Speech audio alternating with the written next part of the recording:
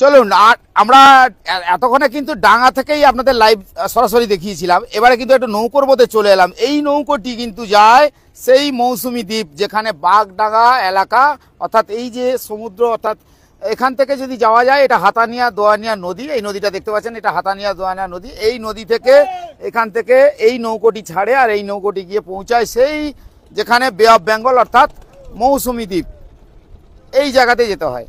তবে ঘটনাটা কোথায় ঘটেছে সেটা কিন্তু আমরা এর আগেও বলেছি, এখন আবার একবার দেখাবো।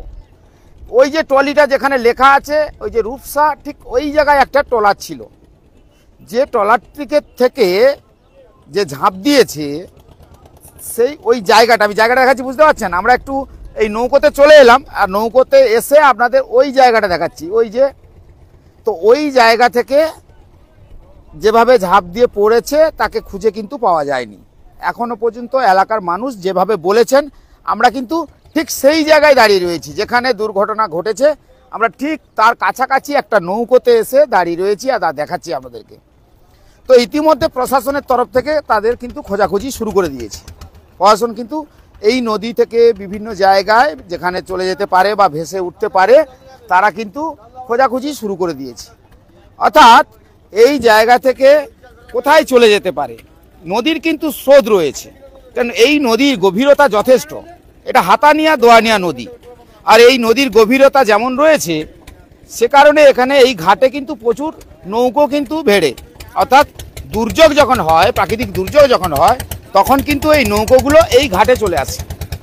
যাই হোক, তো আমরা কারণ এই জায়গায় দাঁড়িয়ে আর এই জায়গা থেকে সরাসরি কেন দেখাচ্ছি, আর আজকে এই যে ঝুঁকিপূর্ণ ভাবে যখন দেখবেন এই নদীকে দেখতে এখন এই রকম লাগছে, এই নদী যখন জোয়ার বেড়ে যায়, জল যখন বেড়ে ওঠে, তখন কিন্তু এর ভয়ঙ্কর রূপ হয়, তাই তো? এদিকে ঘুরে যান, এদিকে তাকান। হ্যাঁ, নৌকো ভয়ঙ্কর রূপ। ভয়ঙ্কর। আপনারা কোথা থেকে কোথায় যান? আমরা নামখানা থেকে বাগডাঙ্গা বাজার। মানে ওর পরেই তো বে অফ বেঙ্গল অর্থাৎ বঙ্গোপসাগর। হ্যাঁ, বঙ্গোপসাগর আমরা যাই না, আমরা হচ্ছে মৌসুমী বাগডাঙ্গা বাজার। মানে আপনাদের এই নৌকো যাবে হ্যাঁ, মৌসুমী বাগডাঙ্গা বাজার। তো এটা প্রতিদিন আপনাদের? না, সপ্তাহে 2 দিন। এটা পণ্য বহন করা হয়? হ্যাঁ হ্যাঁ, মানে মালপাট নিয়ে? হ্যাঁ, মালপাট। তো আজ যাতায়াতের কোনো ব্যবস্থা? কোনো প্যাসেঞ্জার আমরা লই না। যাতায়াতের কোনো ব্যবস্থা? না না না। মানে নৌকো পথে আপনাদের? হ্যাঁ হ্যাঁ। এটা কত বছর ধরে করে আসছে? আমি চালাচ্ছি ধরো, আজকে ধরো 5 বছর। 5 বছর। মানে আপনাদের তো বিচ্ছিন্ন দ্বীপ। হ্যাঁ হ্যাঁ। তো নদীবাঁধ কেমন রয়েছে? নদীবাঁধ ভেঙে জল ঢুকতেছে। জল ঢুকতেছে? তো এলাকার মানুষজন? ও ঠিক বাঁধ হচ্ছে, আবার ভাঙতেছে, আবার এবার চাষ কেমন? চাষ মোটামুটি ব্যান সব লোকের শর্ট। সব শর্ট। ডিবা হয়েছে না, ডিবাই সব। এটা ঘাটটার নাম কি? এটা হচ্ছে নামখানা নারায়ণপুর। নারায়ণপুর ঘাট। এই ঘাট থেকে সপ্তাহে 1 দিন করে যাওয়া? সপ্তাহে 2 দিন, রোববার বুধবার। যখন সমুদ্র যখন উত্তাল হয় তখন কি করেন? তখন উপরওয়ালা আছে আমার। ও, উপরওয়ালাকে ভরসা করেন? হ্যাঁ। মানে যেতে কিন্তু হবে? যেতে তোমার হবে, রোববার বুধবার যত জল বৃষ্টি ঝড় যাই যাও, আসতেই হবে আর যাইতেই হবে। যেতে কিন্তু হবে? হ্যাঁ, আর যাইতে 1 ঘন্টা 15 মিনিট। আচ্ছা। অনেকে তো বেড়াতে যান ওই জায়গাতে? হ্যাঁ, যাই তো, তারা অন্য নৌকা আছে। এও আমার যায়। ওই দ্বীপে বিচ্ছিন্ন দ্বীপ, ওটাতে যোগাযোগ মাত্র নৌকো ছাড়া? নৌকো ছাড়া আর গাড়ি পথ নেই তো, ওই টোটো ছাড়া। ইলেকট্রিসিটি আছে? হ্যাঁ, কারেন্ট আছে তো। কারেন্ট আছে, পানীয় জল সব। রাস্তা হয়তো ভাঙছে, কিছু নোয়া নাই, আর কিছু ভালো আছে। এবারে তো আমার পাড়া আমার সমাধান, জানেন তো? হ্যাঁ, হবে তো? হ্যাঁ, হচ্ছে তো? হবে। এখন কাজ, এখন চাষবাস লোক করছে, এখন কোনো চলছে না। এলাকার রাজনৈতিক নেতারা যাচ্ছেন? হ্যাঁ, আমার এমএলএ যায় তো, বঙ্কিম বাবু যায়, বাপি বাবু যায় সংসদ। কি নাম আপনার?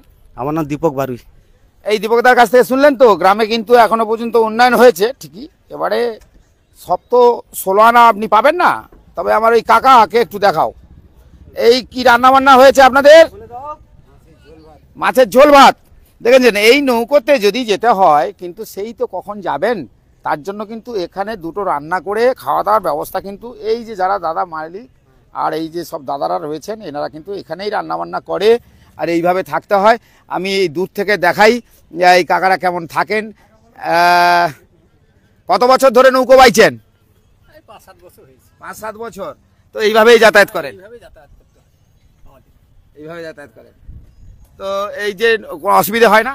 হ্যাঁ, দুর্যোগ হলে অসুবিধা হয়। দুর্যোগ হলে অসুবিধা হয়। তো অর্থাৎ বোঝা গেছে দুর্যোগ হলেই অসুবিধা হয়। কি নাম আপনার? সুবল চন্দ্র প্রধান। সুবল চন্দ্র প্রধান। কাকা আপনার? বিষ্ণুগত দাস। সব আপনারাই এই নৌকোতে যা আসা, অর্থাৎ বোঝা গেল এই নৌকোতে এনারা সপ্তাহে একটা দিন করে ওখানকার, কারণ ওখানকার মানুষকে তো খেতে হবে, ওখানকার মানুষের যে সমস্ত প্রয়োজনীয় নিত্য যা কিছু লাগে সেগুলো কিন্তু এই নৌকো করেই নিয়ে যাওয়া হয়। আর আমি এই নৌকোতে উঠে কেন আপনাদের এই স্পটটা দেখালাম, আমি বলেছিলাম যে দুর্ঘটনাটা কিন্তু ওই জায়গাতে হয়েছে। অতএব এই নৌকোতে ওঠার কারণ একটাই, যে আপনাদের একটু কাছাকাছি যে জায়গায় দুর্ঘটনাটা হয়েছিল সেই স্পটে আমি দেখাচ্ছি। আর ইতিমধ্যে লঞ্চ, অর্থাৎ প্রশাসনিক লঞ্চ কিন্তু টহল দিচ্ছে, আর নৌকো যে সমস্ত যারা দায়িত্বে আছে তারাও টহল দিচ্ছে। তো আমরা ওই সময় দেখেছিলাম সেই নৌকোগুলো কিন্তু ঘুরে বেড়াচ্ছে চারিদিকে, কারণ তারা ইতিমধ্যে যেহেতু এখনও পর্যন্ত উদ্ধার করতে পারেনি, যেটা শুনেছি এলাকার মানুষজন বলছে, তবে সেই বিধায় এখনও পর্যন্ত ধরে নিতে হবে যে একটু জল হয়তো কমলে, জল যারা এখন কি চলছে জানি না, ভাটা না জোয়ার, ভাটা হচ্ছে, তার মানে এখানে ধীরে ধীরে জল কমবে। আর জল যদি কমে যায় তারপরে নিশ্চয়ই আবার সেই খোঁজাখুঁজি শুরু হবে। তবে এই যে দুর্ঘটনা, এই দুর্ঘটনা খুবই মর্মান্তিক, কারণ একটার পর একটা দুর্ঘটনা, গতকাল যেমন হয়েছে তার আগের দিন একটা হয়েছে, ঠিক এইভাবেই কিন্তু ঘটনা ঘটছে এই হাতানিয়া দোয়ানিয়া নদীতে। তবে এটা শুধু এই দুর্ঘটনা এখানে নয়, সড়ক দুর্ঘটনা আজকের আমরা সকালেই দেখিয়েছিলাম, সেটাও বলেছিলাম যে সকালে একটা দুর্ঘটনা ঘটেছিল, যে দুর্ঘটনাটা কাশীনগর ওএনজিসির কাছে একটা লরি, অর্থাৎ ওই যে লরি, সিমেন্টের লরি একদম চায়ের দোকানে ঢুকে পড়ে। তো এই পথ দুর্ঘটনা, যেমন জাতীয় সড়কে যেমন দুর্ঘটনা, নদী পথেও দুর্ঘটনা, মানে এই দুর্ঘটনা কিন্তু একটার পর একটা ঘটতে যাচ্ছে। অর্থাৎ এই দুর্ঘটনা এড়াতে যেমন প্রশাসনের নজরদারি থাকা দরকার আছে, যেমন সাধারণ মানুষকেও সচেতন হতে হবে, সবাইকে কিন্তু ঠিকঠাকভাবে চলতে হবে। কারণ 2025 সালটা বড় ভয়ঙ্কর, জানেন আপনারা সবাই যে 2025 সালটা কিন্তু এইভাবেই কাটছে। একাধিক যেখানে আপনারা জানেন যে অতিবৃষ্টি, কোথাও আবার হড়পা বান, কোথাও আবার টার্নেডো, আবার কোথাও আবার সুনামি, এইরকমই তো প্রচুর হয়েছে। অর্থাৎ একটার পর একটা দুর্ঘটনা কিন্তু ঘটতেই আছে।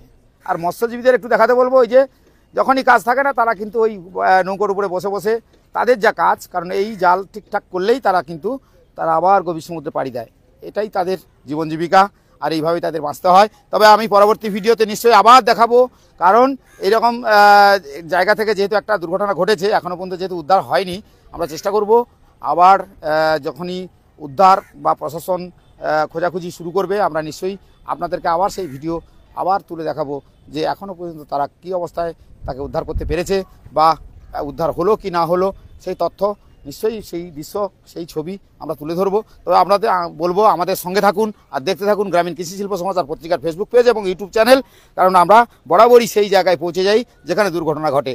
সবাইকে বলবো যে এরপরে কি ঘটনা ঘটে নিশ্চয়ই আমরা তুলব।